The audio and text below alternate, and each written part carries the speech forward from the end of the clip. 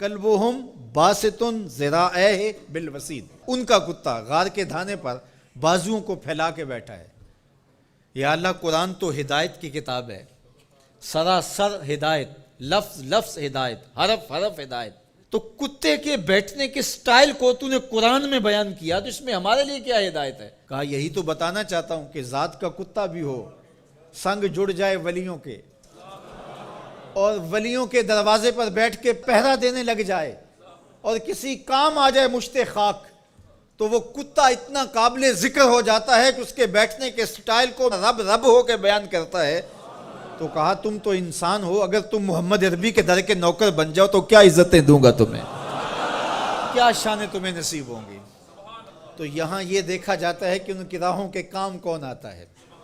ان کے راستے کا مسافر کون ہے، ان کے دین کے لیے اپنے آپ کو پیش کون کرتا ہے،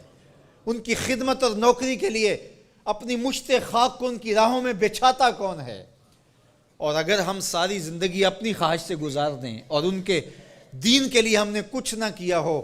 تو پھر ہم دیکھیں کہ ہم کھڑے کہاں ہیں۔ اقدس تیرے پاؤں میں نہ کوئی کانٹا نہ کوئی زخم، پھر کیوں ہاتھ میں پرچم اسلام لیا تھا۔ اللہ تعالیٰ جل شانہ کی نعمتیں، اس کی کرم نوازی ہمارے اوپر پہم برسیں، لیکن ہم اس کے شکر گزار بندے نہ ہوں، نماز پڑھنا ہمارے لیے بوجھل بن جائے۔ تو کہا پھر گھوڑے اچھے ہیں، وہ اللہ کی راہ میں چلتے تو ہیں، کام تو آتے ہیں۔ تو کہا ان الانسان لربہ لکنود، بے شک انسان اپنے رب کا ناشکرہ ہے۔ اس زمین کو ارض کنود کہتے ہیں کہ جہاں کچھ نہ اگتا ہو، بنجر زمین، جہاں نہ سبزہ اگتا ہو کہ جانور چارہ کھا سکیں، نہ کوئی درخت اگتا ہو جس سے کوئی سایہ لیا جا سکے، نہ کوئی ایسا درخت اگتا ہو جس سے کوئی پھل حاصل کیا جا سکے، نہ شجرے سایہ دار دیتی ہو جو زمین، نہ شجرے پھلدار دیتی ہو جو زمین، نہ کسی جانور کے چارے کی ضرورت کو پیش کرتی ہو جو زمین، اس کو کہتے ہیں ارض کنود۔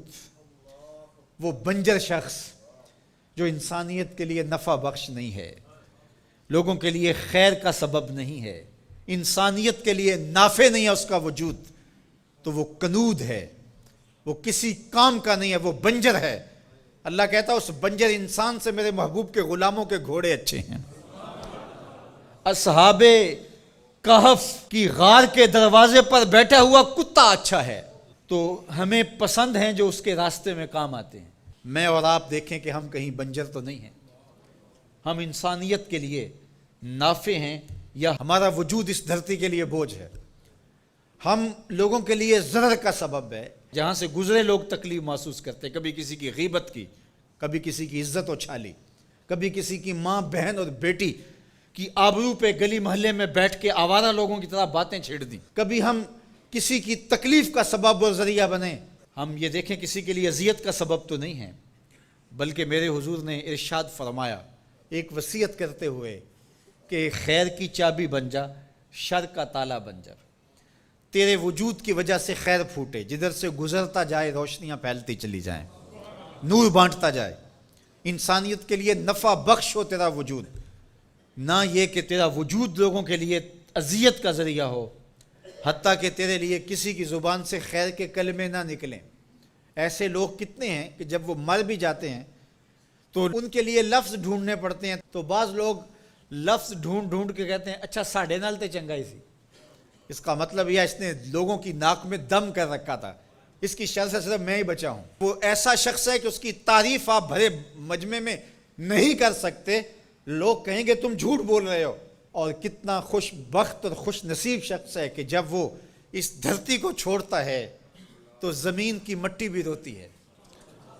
در و دیوار بھی اشک بہاتے ہیں، اور زمانہ کہتا ہے کہ یہ تو چراغاں تھا، یہ تو نور تھا بزم عالم کا، اس کے دم سے روشنیاں تھیں، یہ کیا گیا کہ زندگی کی ساری رونقیں ماند پڑ گئی، گویا روشنیاں بجھ گئی اس کے جانے سے۔ تو خیر کا سبب اور خیر کا ذریعہ بنو، نہ کہ برائی کا ذریعہ بنو۔